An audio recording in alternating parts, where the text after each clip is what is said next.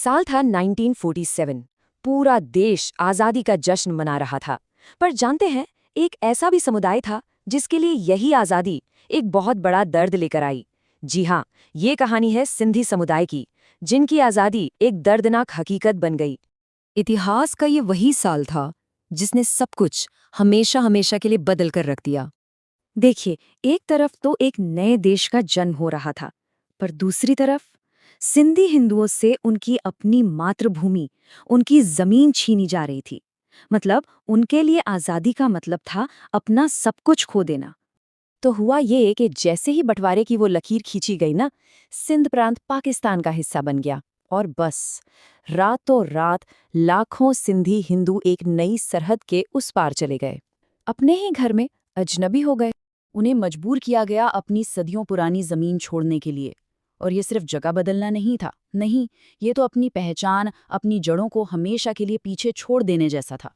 सोचकर देखिए, घर, दुकानें, मंदिर, जमीनें, मतलब उनकी पूरी की पूरी जिंदगी, उनका पूरा वजूद, सब कुछ बस एक झटके में पीछे छूट गया था। हाँ, वो खाली हाथ जरूर आए थे, लेकिन हारे हुए बिल्कुल नहीं थे। ये पढ़े लिखे, मेहनती और बिजनेस की गहरी समझ रखने वाले लोग थे। और इन्होंने इतने मुश्किल हालात में भी अपनी डिग्निटी, अपनी गरिमा नहीं छोड़ी। पर भारत पहुंचने पर उनका संघर्ष खत्म नहीं हुआ, बल्कि यूं कहिए कि एक नए रूप में शुरू हुआ। अब उन्हें सब कुछ बिल्कुल जीरो से, शून्य से बनाना था। और सबसे बड़ी मुश्किल ये थी कि बाकियों की तरह सिंधी समुदाय को बसने के लिए कोई एक फिक्स्ड राज्य नहीं दिया गया। नतीजा, उन्हें पूरे देश में बिखरना पड़ा और हर जगह एक नई शुरुआत करनी पड़ी। लेकिन उन्होंने हार नहीं मानी। तंबुओं में रहकर, स्कूलों में पढ़ाकर, गलियों में कपड़े बेचकर, हर तरह से उन्होंने नए सिरे से जिंदगी को शुरू किया। सच तो ये है कि उनकी हिम्मत और उनकी मेहनत ही उनकी सबसे बड़ी ताकत थी।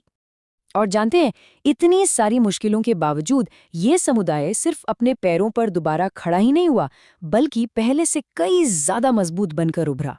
तो सवाल ये उठता है कि भाई, ये कमबैक हुआ कैसे? ये चमत्कार हुआ कैसे? आखिर वो कौन सी ताकत थी जिसने इस बिखरे हुए समुदाय को फिर से एक कर दिया? इसका जवाब ना 3 पिलर्स में छिपा है। पहला, अपने इष्ट देव झूलेलाल पर अटूट विश्वास, जिसने मुश्किल से मुश्किल वक्त में भी उम्मीद जगाए रखी।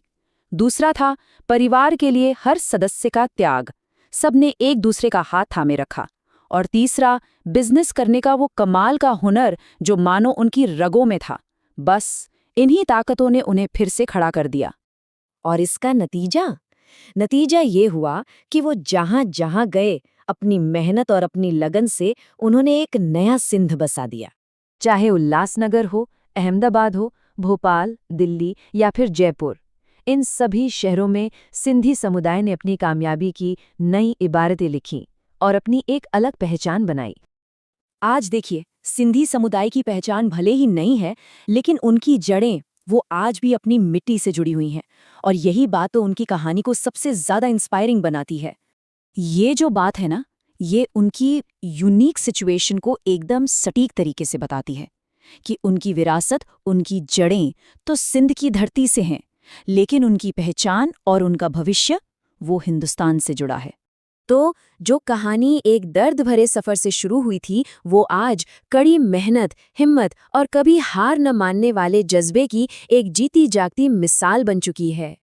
और आखिर में ये कहानी एक सवाल हमारे सामने छोड़ जाती है कि किसी एक समुदाय का अपनी जमीन खोकर, सब कुछ लुटाकर फिर से उठ खड़ा होना आज के समय में हमें हिम्मत और इंसानी जज्बे की ताकत के बारे में क्या सिखाता है।